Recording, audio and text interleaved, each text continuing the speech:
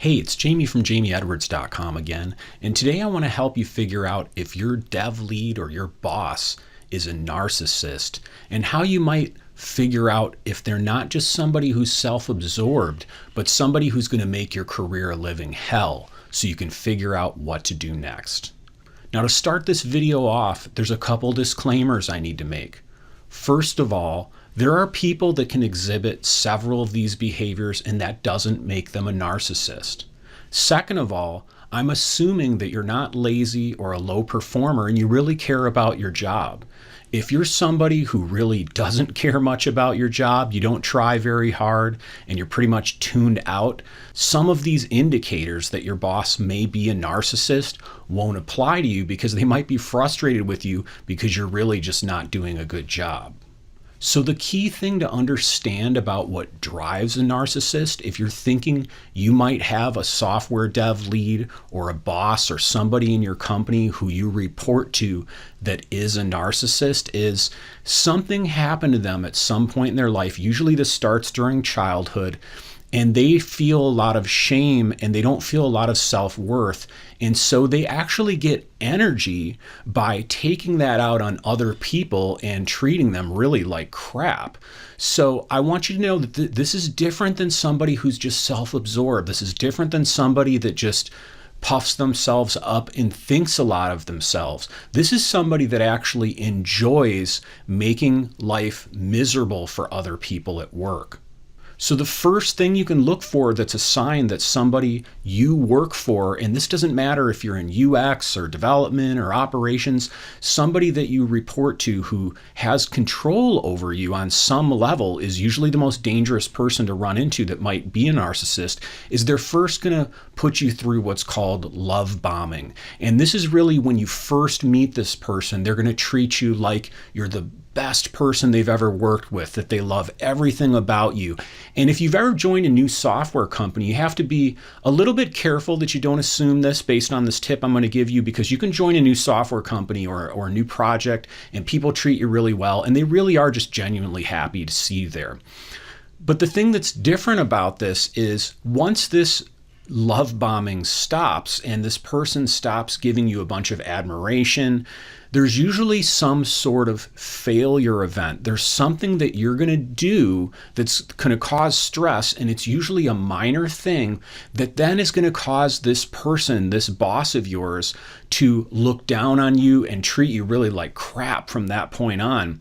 And from then on, you're going to probably start feeling worried that you might even lose your job.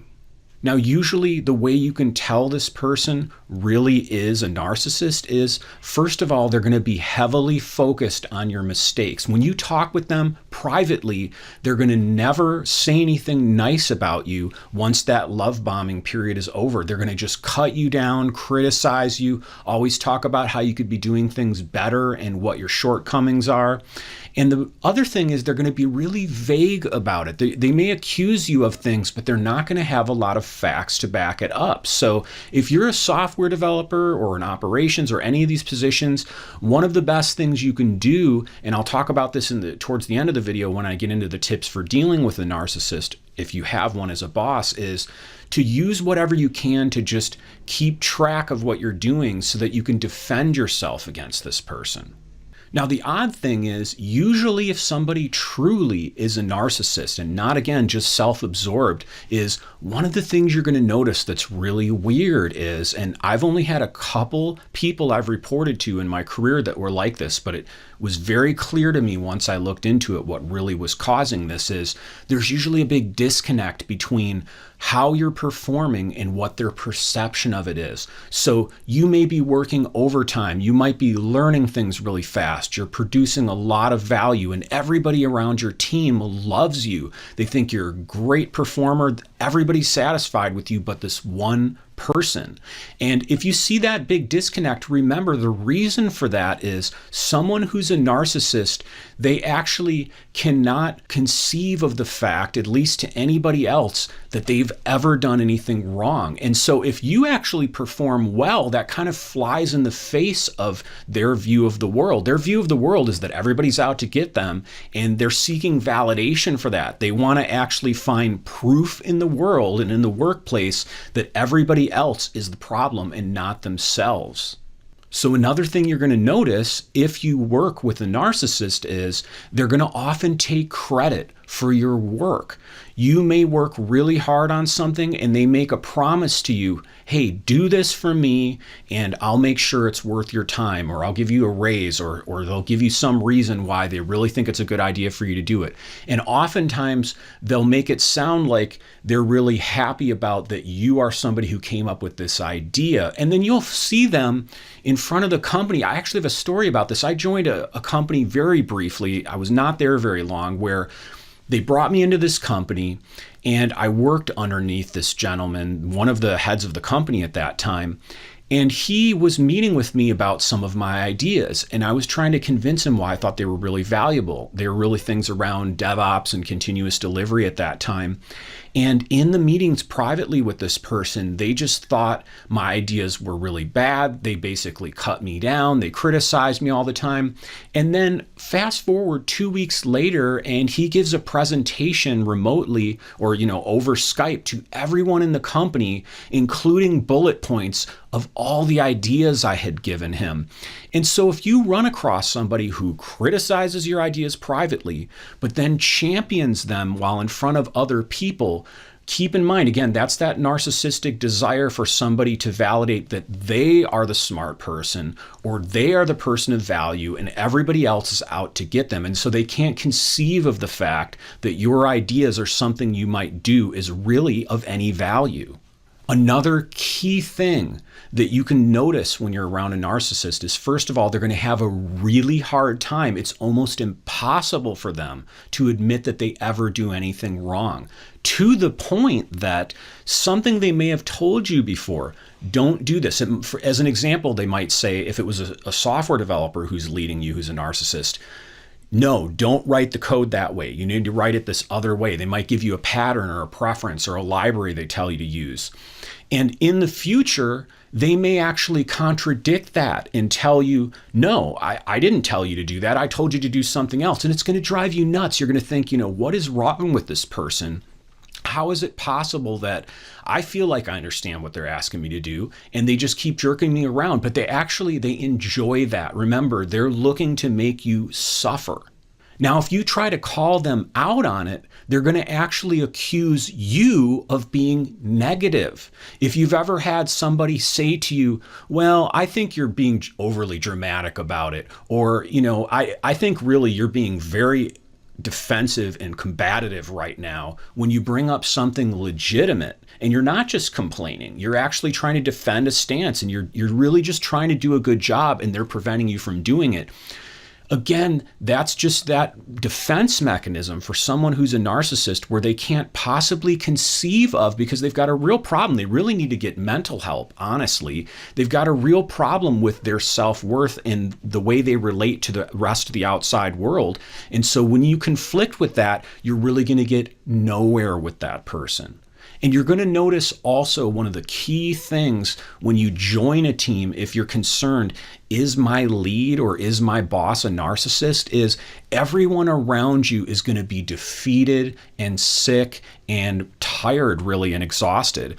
And if you're ever on a software development team and they're not just in crunch time, but just sort of the normal way that people are working together, everybody's tired and they're going home sick all the time and there's no enthusiasm for anything, that's probably a really good sign that whoever's leading them has beaten them down with their narcissistic rage for so long that they don't dare confront that person.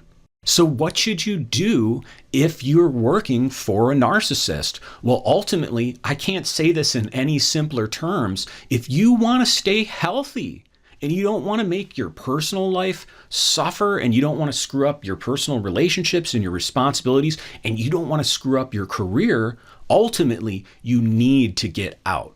you need to work for a different supervisor or join a different company altogether.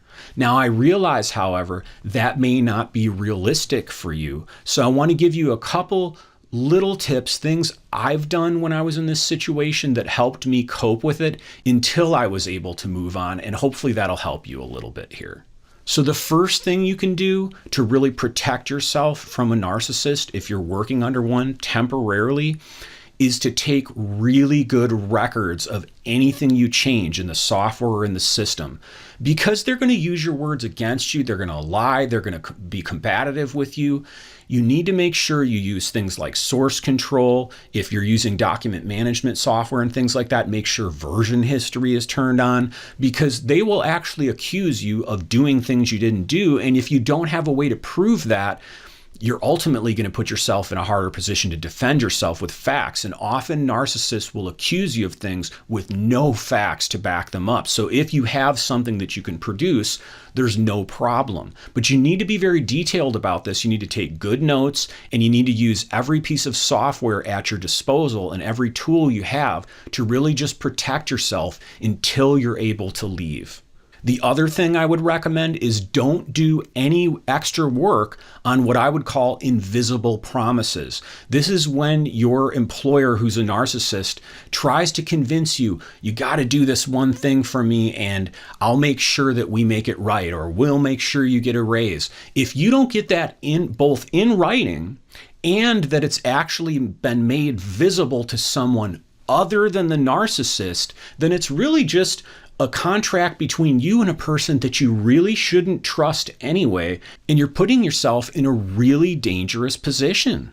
The other thing you can do to help, and many people I find don't do this, but I think it's a really good idea if you care for your team, is warn others privately. If you have somebody new join your team and you're working under a narcissist, the temptation is, if you're really afraid of that person, and people tend to get into a really scared state when they've been beat down and yelled at and argued with and criticized by a narcissist for a long time, they don't want to talk about it. But you really, if you're going to try to do a service to the people who are there that have to suffer along with you until they're able to get out, it really makes sense, and it's just the right thing to do to let people know you need to be careful of this person. If they promise you things and they try to treat you like you're the best software developer or the best UX designer, or whatever position in software you're in, please be careful, because they told me essentially the same thing, and then they started treating me really crappy. And again, this takes a little bit of courage, because I think when people get into this situation, the easy way out is just to stay quiet.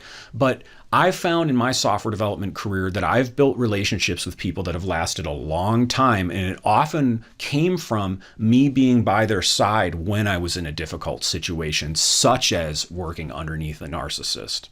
And the last thing I can recommend that you try to do until you're able to actually get out and not have to work under that narcissist is really just detach from and don't bother with trying to change anything.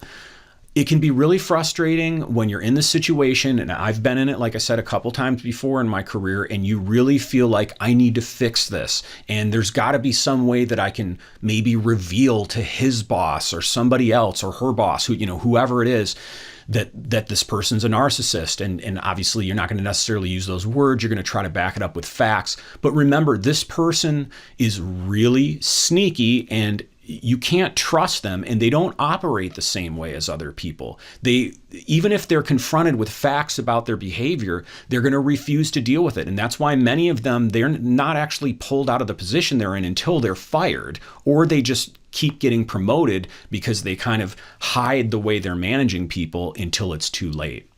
So are you dealing with a narcissist boss as your software development lead, or maybe the leader of your software company? How are you coping with it? Leave me some comments below. If you're new to my YouTube channel, please subscribe and click the bell icon so you're notified when I post new videos. I'm also on 4 podcast networks: Stitcher, iTunes, SoundCloud, and Google Play, and you can like me on Facebook. So until next time, thanks.